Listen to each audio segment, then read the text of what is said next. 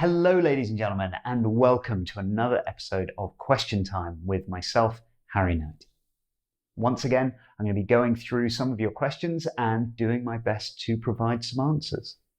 Now, before I get too much into this episode, I wanted to say a big thank you to everyone who came along and was a part of our live episode last week. It was really nice going through and reading everybody's comments afterwards, and I really enjoyed it. So maybe we'll do another one again soon. I know there was a little trouble, those of you guys that missed the live, I'm not entirely sure what happened, but it somehow took about 24 hours for the video to become available again. So it's up now. If you haven't seen it yet, I'll put a link in down below. It is a little bit longer, it's about an hour long, but have a watch of it, check it out, let me know what you think. Now, for this episode, our first question comes from somebody called Hackerski, and their question, or their comment, I suppose, was with reference to what we were talking about a couple of episodes ago in terms of body mechanics through turns. And they noticed that I seemed to be kind of dissuading people from rotating the upper body too much through turns, where they had seen a lot of other people really kind of pushing body rotation through turns and wanted me to expand on that. And this is a good point. So here's the thing. Body rotation is important through maneuvers, but it's not important for initiating the turn or getting the board to rotate. Okay. There's for most of this, all the surfing we're going to do in level 1, level 2, level 3, and into level 4, the thing that's going to get the board to turn is pressure on our toes or our heels on the deck of the board. Okay, and we can do that by articulating our hips and maybe our shoulders, but what we definitely don't want to see is those arms crossing over onto the other side of the board too much.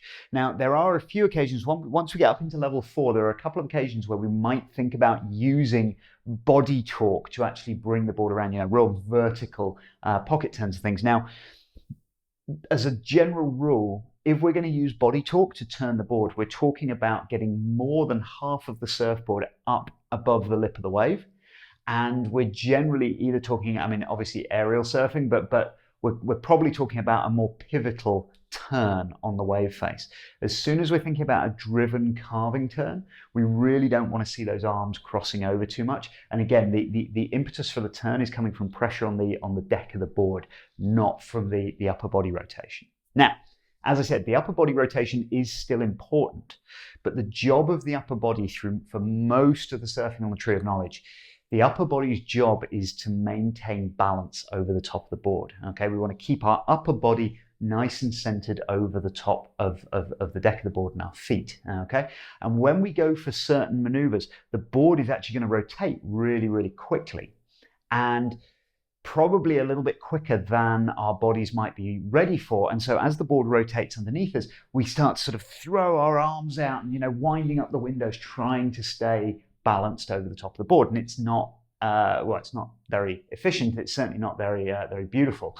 So what's better is as we go into the turn, we can pre-open our shoulders, open those hips up. Helps with the pressure anyway, but it also means that as the board comes around, I'm already balanced for that to happen. Okay, but the important thing is through all of this, even through a nice top turn re-entry, level 3 sort of re-entry, I'm going to come up backside, okay, and I'm going to rotate my head and my shoulders, but what I'm going to try to avoid doing is pulling my arms across the board on that re-entry. I'm going to try to do it with my shoulders, with my hips, okay, but keeping the arms where they are. As I say, as we push that re-entry more into the vertical in level 4, we could start to bring that arm across, but we need to get to the point where we're getting a lot of the surfboard above the lip of the wave. Okay, I hope that helps. I hope that helps sort of clarify my position. So use the upper body for balance, rotate it if necessary, but don't try to make the board turn using your upper body. And that's the mistake I see a lot of people doing. And that's why I sort of try to pull people away from it, because it seems to be what people do instinctively anyway. All right, next question came from James Silverman, who actually sent it to me by email rather than through YouTube, which you guys are very welcome to do. his question was, what is the safest way to dismount the board, once a big wave's kind of closed out behind you, and with particular emphasis to the surfboard and avoiding it. So this is good. We were talking in the live episode, we were talking about the best way to dismount over kind of shallow reef. So this is kind of a continuation of that. Now, the thing to realize when we're coming off of a big wave, we assume that we're not over like shallow reef or something like that. If we're trying to avoid the surfboard, the really important thing to understand about the surfboard is that it is going to float. Okay. Once we've removed our weight from it, even a very low volume shortboard has a lot of buoyancy, and it's going to more or less stay on the surface. So if we want to avoid hitting the surfboard, we want to get underwater. That is the safest place to be. And what I see an awful lot is people, when they wipe out, almost sort of doggy paddling, trying to keep their head above the water. And that really doesn't work for two reasons. I mean, number one, we're still above the water, but also what it means is that we're with the whitewater is going to come on, it's going to hit us, and we're actually going to travel with the whitewater. And the board's going to travel with the whitewater as well. And you can almost find yourself sort of doggy paddling next to your surfboard, which is being bounced around. One of the big problems is broken whitewater waves. It's almost like the classic definition of a chaotic system. It's very hard to predict what's going to happen. So we don't want to be there with that board getting bounced and knocked around. Get underwater. If all we do is just jump off, pencil dive, get as deep as we can, we know that the board's going to get carried with the whitewater, and we know that it's going to be on the surface. So we're probably pretty safe there. Now, the other thing that we can do is, the board's already traveling towards the beach. I guess, we've been going along the wave's kind of shut down. We've turned ourselves back towards the beach a little bit to avoid that initial kind of explosion. And now we're thinking about how we get off the board. Well, if we can push the board away from us towards the beach, because the wave's going to carry the board towards the beach anyway. So if we can sort of push the board out from underneath us, hopefully, make sure there's nobody in front of you when we do this, but push the board out from underneath, and we can kind of fall backwards towards the wave, which we were talking about this with the shallow water reef scenario, falling backwards into the whitewater. Now there we were saying, you want to kind of starfish over the wave and try to stay on the surface. Now, we don't need to do that if it's over deeper water. We can just fall backwards and actually try to penetrate into the wave. Hopefully, if we've shot the board out, there's already tension on the leash, which is good because it means the leash doesn't get shock loaded. The leash is now less likely to break. As I'm underwater, regardless of whether we've just pencil dropped off or we've actually kicked the board out from under us, once you're underwater, you're going to feel the leash take up tension. Just stay underwater. Just stay there. And what I'm normally feeling for is I'm feeling for the tension coming off the leash, because that means the waves passed me by, and that's the point when I'll start swimming up to the surface. Okay, we don't really want to be trying to come up to the surface while the leash is still being pulled by the board. Number one, because the board may snap back, and number two, because we're probably going to come up into still that chaotic, turbulent whitewater. It's only going to take 2-3 seconds for that wave to pass over you and let go of the board. For most of us in the waves that we're dealing with. So yeah, 2 or 3 seconds underwater. Once the leash goes slack, we can start coming up to the surface, and then at least one arm over the head, preferably 2 arms over the top of the head, because we don't know where the surfboard is now. Maybe it's snapped back on the leash, maybe it's sitting above us. As we come to the surface, it's unlikely the board's really going to hurt us, like I say, unless it's snapping back.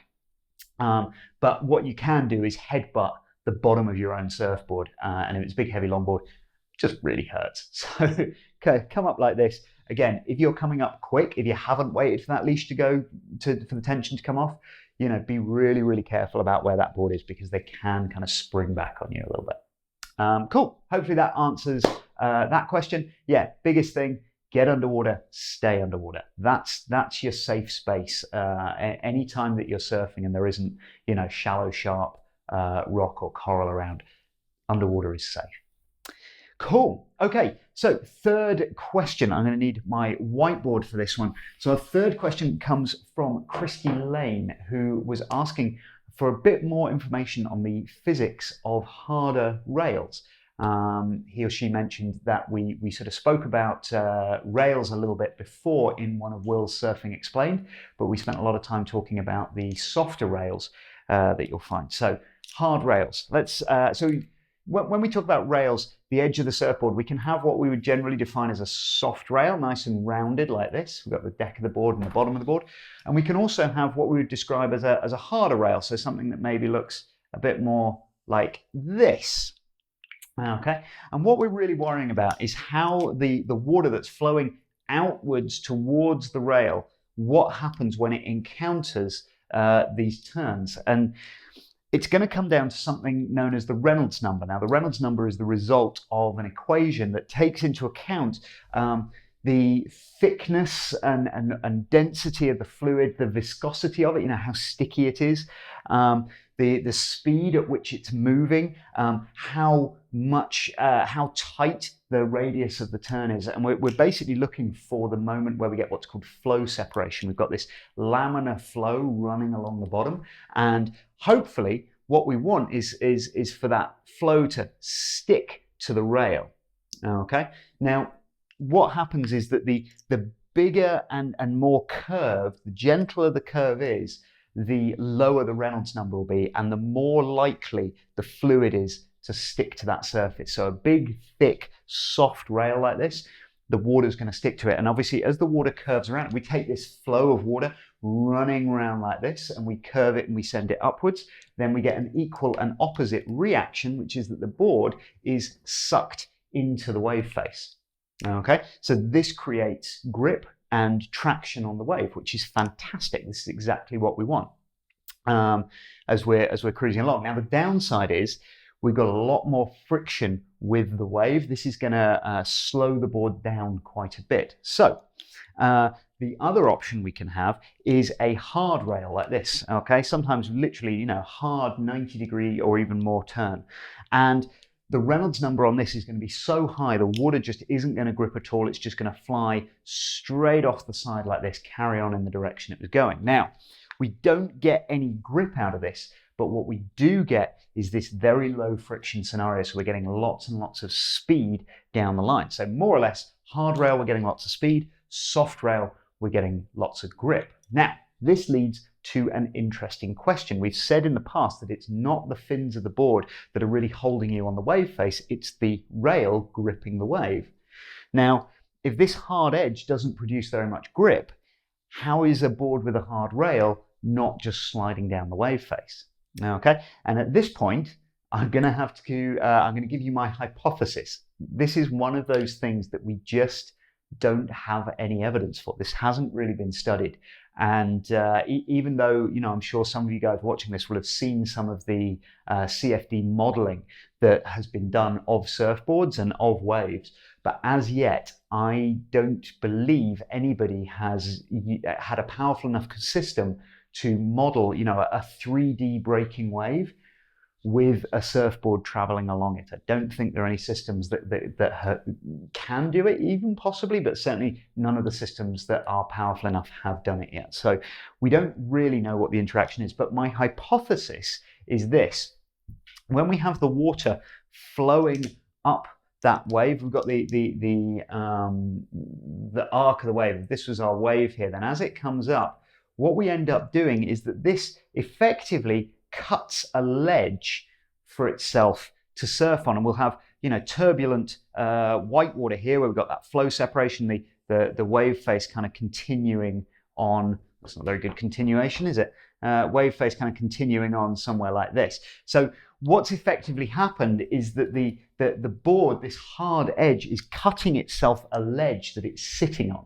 Now, there's two things here. Number one is we need to actually, manually engage that rail and get it to cut the edge, cut this ledge. Number two is that if we don't maintain the board at, more or less 90 degrees to the water flow, it's going to be very, very easy for this edge to lose its grip. Okay, and that was one of the things that was found going back late 90s, when it was, quite cool, early 2000s for people who were doing these little sort of spinning 360s. Putting a hard edge on the board was seen as a good way of making the board release a little bit more easily. If you look at boards like Elias, where they have, the board's only 2 centimeters thick, so the edge is always quite a hard edge, and those boards will track beautifully across the wave. but as soon as they lose the edge, the boards tend to slide out a little bit. So yeah, very, very important. Good rail control from the surfer is required with this hard edge. Now, the reality is it's very rare.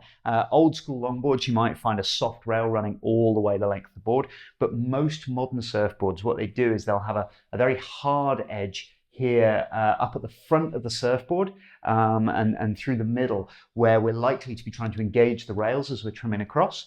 And when we look at the tail, we're likely to see a hard edge, especially back behind the fins, and the actual backwards, the very back end of the board will almost certainly have a hard 90-degree edge, so that the water flowing backwards along the length of the board will just fly off with as little grip as possible, as little friction as possible.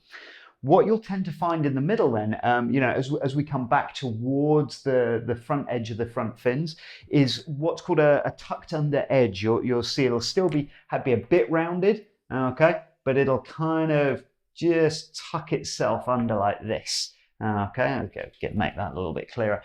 So we've got a tighter radius turn. We are still going to get some flow separation. The water's going to kind of come along like this and then probably set off like that. So it's kind of a halfway point between these two rails, and that's what you'll very often see forward of the fins, but not all the way up in the middle and the nose of the board. So yeah, that's kind of the physics. Like I say, it's one of those interesting areas where we just don't really have any evidence of exactly what is going on. We've got we kind of know how it feels and what tends to happen as we're surfing, whether we have a harder or a softer rail. We don't know for sure why it happens, but that is my hypothesis of what's going on. So if there are any fluid dynamicists out there that can point any holes in my hypothesis, please let me know. If anybody has access to one of these wonderful supercomputers and can run some CFD modeling, I would love to talk to you. But for now, that is all I've got for you. Thank you very much for joining me. Keep sending me your questions, and I will see you next week. Take care and goodbye.